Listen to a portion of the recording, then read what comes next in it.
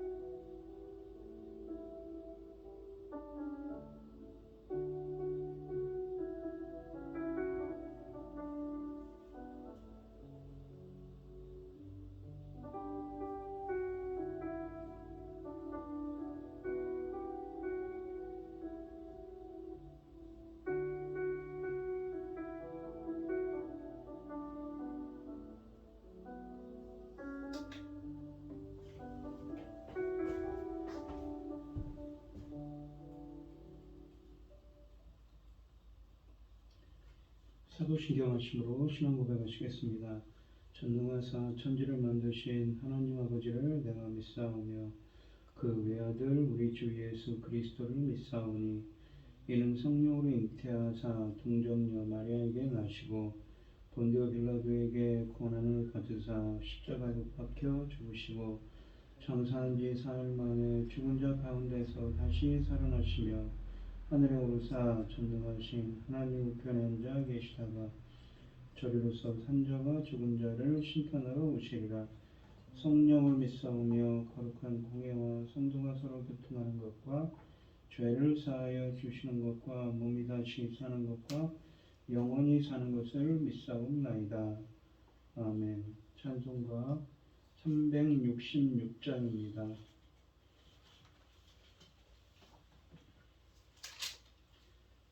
어두운 내 눈 밝히사 진리를 보게 하소서. 진리의 열쇠 내게 주사 참빛을 찾게 하소서. 깊으신 뜻을 알고자 엎드려 기다리오니 내 눈을 뜨게 하소서. 성령이여 막혀진 내 귀 여시사 주님의 귀한 음성을 이 귀로 밝히 들을 때에 내 기쁨 한량 없겠네. 깊으신 뜻을 알고자 엎드려 기다리오니 내 귀를 열어주소서. 성령이여 봉해진 내 입 여시사 복음을 널리 전하고 차가운 내 맘 녹여주사 사랑을 하게 하소서. 깊으신 뜻을 알고자 엎드려 기다리오니 내 입을 열어주소서. 성령이여.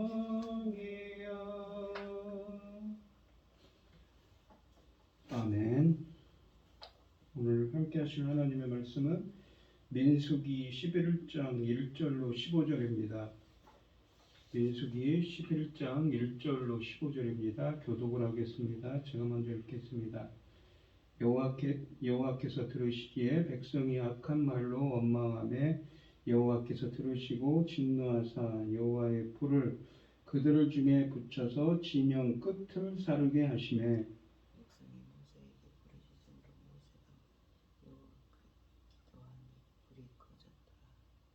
그곳 이름을 다베라라 불렀으니 이는 여호와의 불이 그들 중에 붙은 까닭이었더라. 그들 중에서 섞여 사는 다른 인종들이 탐욕을 당하며 이스라엘은 또 다시 원망하게 하되 누가 우리에게 고기를 주어 먹게 하랴. 우리가 애굽에 있을 때에는 값없이 생선과 오이와 참외와 부추와 파와 마늘들을 먹은 것이 생각나거늘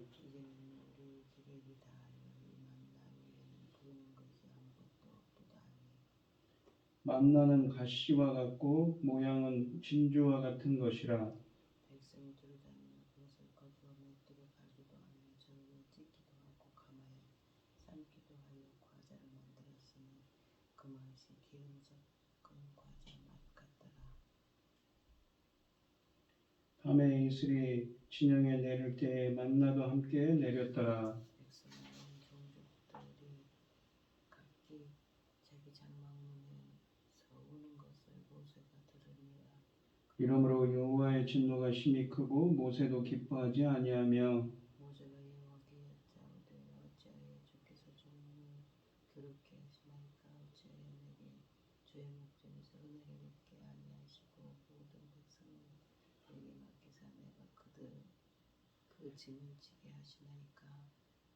이 모든 백성을 내가 배웠나이까 내가 그들을 낳았나이까 어찌 주께서 내게 양육하는 아버지가 젖먹는 아이를 품듯 그들을 품에 품고 주께서 그들의 열조에게 맹세하신 땅으로 가라 하시나이까. 이 모든 백성에게 줄 고기를 내가 어디에서 얻으니까. 그들이 나를 행하여 우리는 이르되 우리의 고기를 주어 먹게 하라 하온즉 책임이 심히 중하여 나 혼자는 이 모든 백성을 감당할 수 없나이다.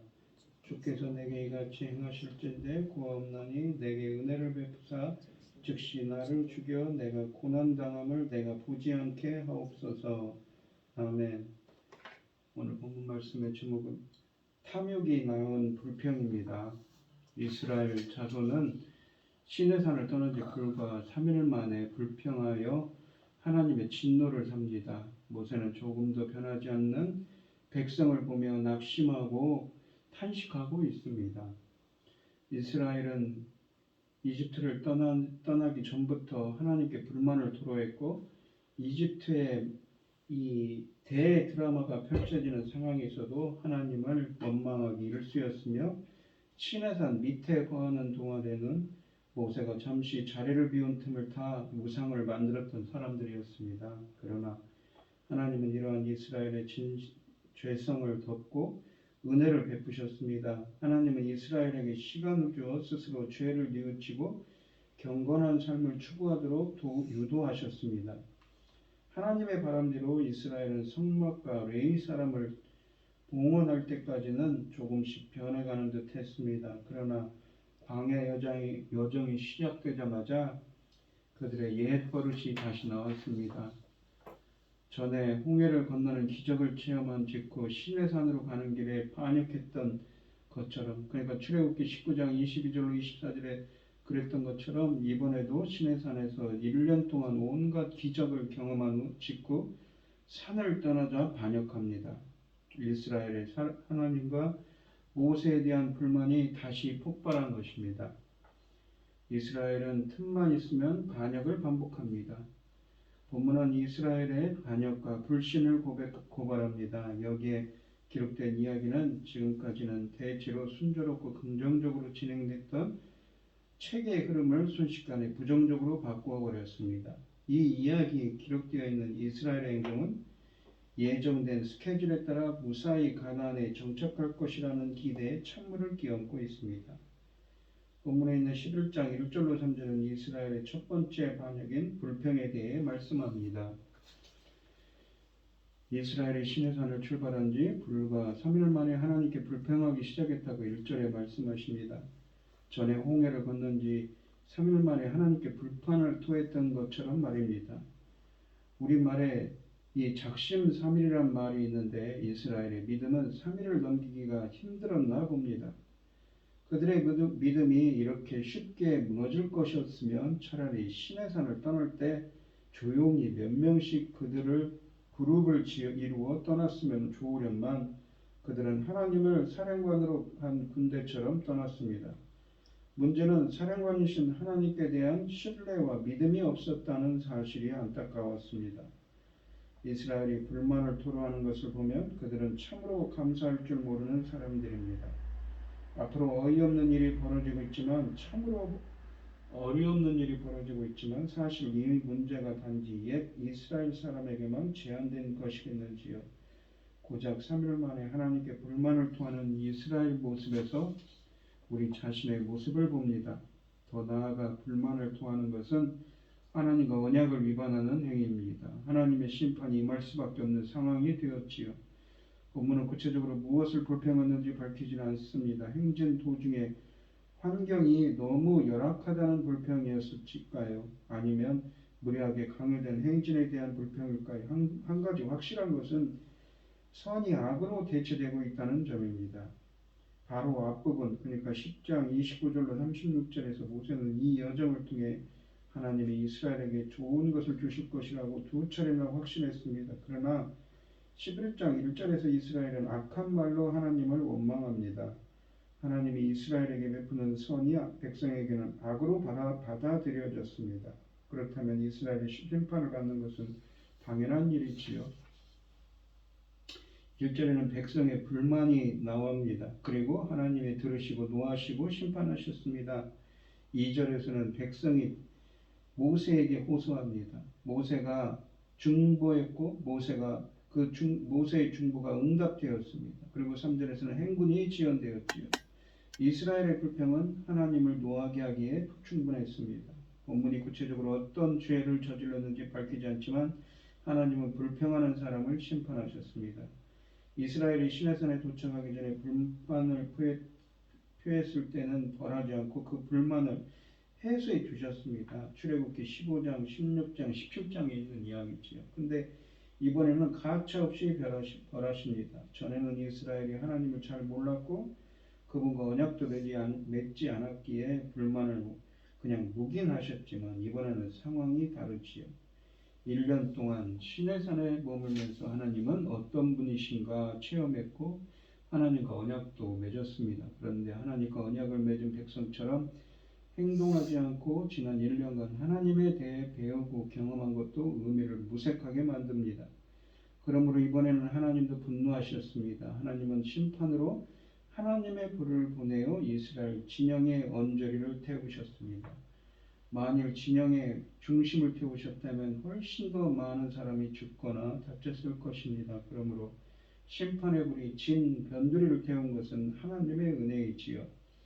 3절에 보시면 이 일로 이곳의 이름이 다베라라고 불렸다고 합니다. 이 명상은 태우다라는 동사에서 파생된 동사로 태우는 곳 혹은 불사름이라는 뜻입니다. 이 이스라엘이 시내산을 떠날 때는 부푼 꿈을 가슴에 품고 있었으나 약속의 땅을 향한 행진이 시작되자마자 그들은 원망과 불만을 토합니다. 머지않아 좋은 것을 누리게 될 것이라는 생각으로 잠시 불만을 이겨냈어야 하는데 말입니다. 그들에게는 다가오는 소망보다는 현실의 어려움이 더 크게 보였던 것입니다. 밝은 미래를 소중히 여기기보다는 편안한 현재만을 추구했던 사람들의 모습입니다. 육신적인 쾌락을 추구했지요. 한순간이라도 하늘나라에 대한 소망을 포기한다면 우리도 또한 현실에 대한 불만이 그만큼 커질 수밖에 없다는 것을 깨달아야 합니다. 다베라에서 하나님께 불평했다가 혼이 난 이스라엘이 얼마 되지 않아 다시 삶을 비관하고 원망하기 시작했습니다. 다가오는 복된 미래를 생각한다면 잠시의 불편함은 충분히 이겨낼 수 있어야 하는데 이들의 사고방식은 달랐던 것입니다. 4절로 9절은 만나에 대한 이스라엘의 불만을 담고 있습니다.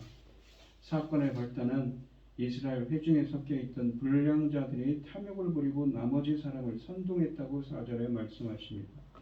성경에서 이 단어는 이곳에 딱 한 번 사용되고 있기 때문에 그들이 누구인지는 알 수 없습니다. 그러나 불량한 자들이 여론을 조작하고 있다는 점은 분명했습니다.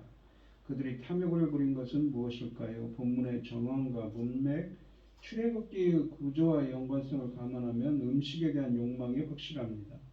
이스라엘의 광야 시절을 회고하는 이 시편도 이 사건이 음식에 대한 지나친 욕심에서 비롯되었음을 시편 78편과 106편에서 시사하고 있습니다.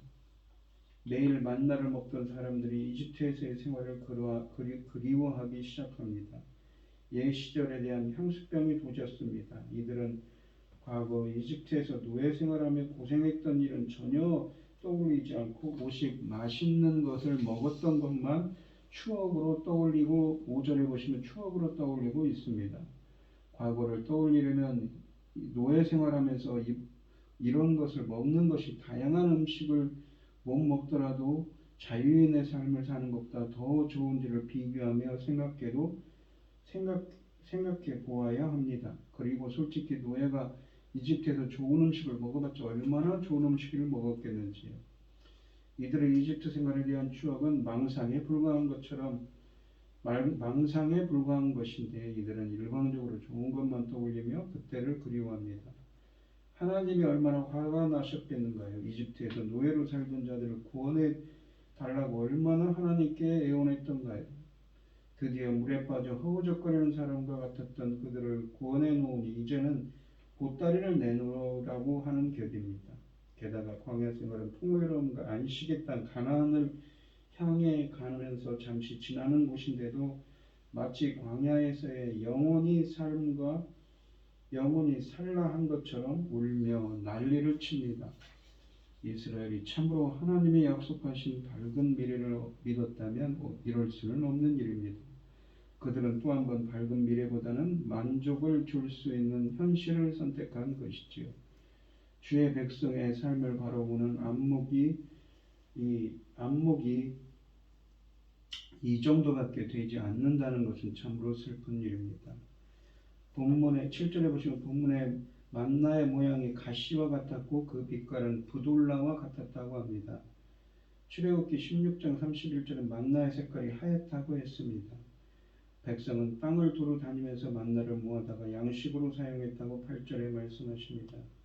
만나를 맷돌에 갈거나 절구에 쭉 찧었다는 것은 만나가 상당히 딱딱한 곡식과 비슷했음을 짐작하고 감격하게 합니다. 9절을 말씀을 보시면 만나는 밤이 되어 이슬이 내릴 때면 이스라엘의 진에 내리곤 했습니다.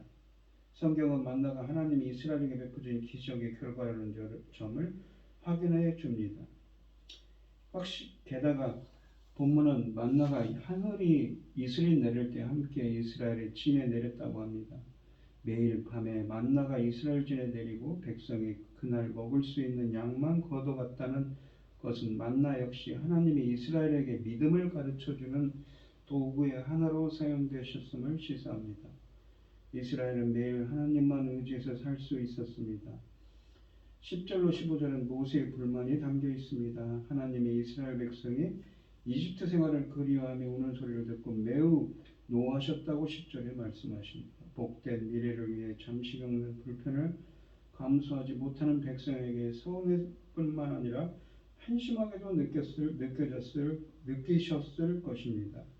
오늘 당장 무엇을 먹고 입느냐에만 급급한 사람은 하나님을 실망시킬 뿐만 아니라 상처도 안겨줄 수밖에 없습니다.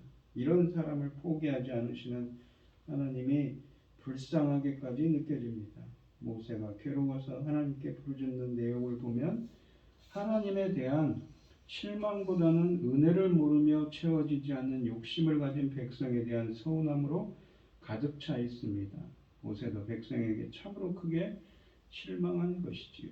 출애굽의 드라마가 시작된 지 2년이 훨씬 넘었습니다.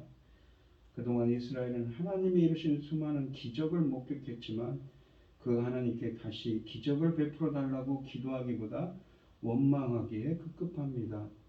조금만 신중하게 지난 날을 되돌아보며 하나님의 인도하심을 생각했다면 이런 일은 없었을 것인데도 말입니다.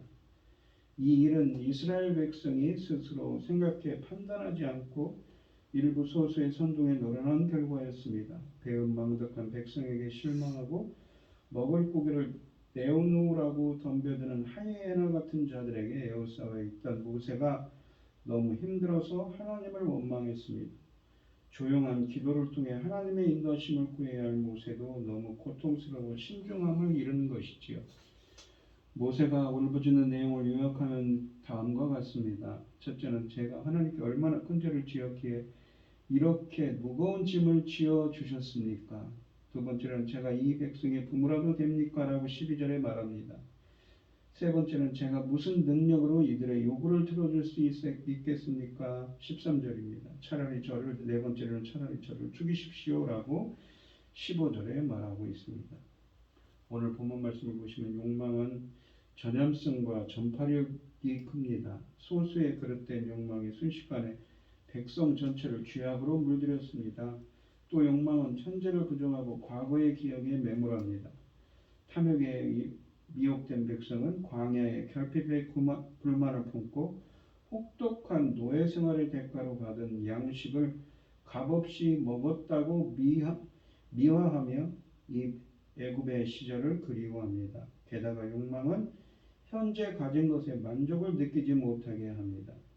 매일 만나를 보며 이것이 무엇이냐라고 하던 경이로움은 이제 탐욕에 짓눌립니다. 경이로움을 경이롭게 바라보지 못하는 다친 마음이 언제나 문제인 것이지요. 날마다 숨쉬며 사는 일상이 당연하지 않고 기적의 연속임을 인정할 때 욕망의 늪에 빠지지 않고 믿음의 걸음을 내디딜 수가 있습니다. 탐욕을 비우고 원망을 끊어내며 오직 주의 은혜로 살아가는 사람이 되도록 오늘 이 시간 기도하는 여러분들이 되시기를 바랍니다. 기도하겠습니다. 하나님 아버지 감사합니다. 이스라엘이 출애굽 때 이미 하나님의 은혜를 기억하고 망각하고 탐욕에 물들어서 하나님의 그 은혜에 감사하지 못하고 오히려 원망 불평으로 보답하는 이스라엘을 보면서 다시 한번 우리들이 하나님 지난날에 베풀렸던 하나님의 인도하심과 은혜를 다시 한번 깨닫고 감사하며 다시 한번 하나님의 뜻만을 굳건히 받들 수 있는 저희들이 될 수 있도록 인도하여 주시옵소서. 이 모든 말씀 거룩하신 예수님 이름으로 기도합니다. 아멘. 하늘에 계신 우리 아버지여, 이름이 거룩하심을 받으시오며 나라의 마옵심의 뜻이 하늘에서 이룬 것 같이 땅에서도 이루어지이다. 오늘날 우리에게 일용할 양식을 주옵시고 우리가 우리에게 죄 지은 자를 사하여 준 것 같이 우리 죄를 사하여 주옵시고 우리를 시험에 들게 하지 마옵시고 다만 악에서 구하옵소서. 대개 나라와 권세와 영광이 아버지께 영원히 있사옵나이다. 아멘. 오늘 주신 말씀 가지고 기도할게요. 지난날 베푸셨던 그 하나님의 은혜를 생각하면서 감사하는 삶이 되게 해달라고, 그리고 더욱더 그 하나님을 붙잡고 살아가는, 하나님을 의지하는 삶이 되게 해달라고, 나를 강건케 해달라고, 나를 굳건히 세워달라고 기도하시고, 어려움을 당하시는 분들과 각자 기도정을 가지고 주여 삼창하시면서 기도하겠습니다. 주여, 주여, 주여. 아버지 하나님 감사합니다. 오늘도 거룩한 주일입니다. 이스라엘이 하나님의 은혜, 베푸신 하나님의 은혜에 감사하지 못하고 지금 겪고 있는 그 광역길 같은 인생길의 어려움을 나는 생각하며 다시 원망하기 시작합니다. 개음 망독하지요. 지난날 베푸셨던 그 하나님의 인도하심과 은혜에 감사하는 저희들이 되게 하여 주시옵시고 지금 겪고 있는 어려움도 능히 헤쳐나갈 수 있음을 다시 한번 깨닫게 하여 주시옵시고 저희들의 믿음을 더욱더 강건케 굳건하게 세워 주시옵소서. 이 모든 말씀을 주시옵소서. 아버지 들어주시옵소서.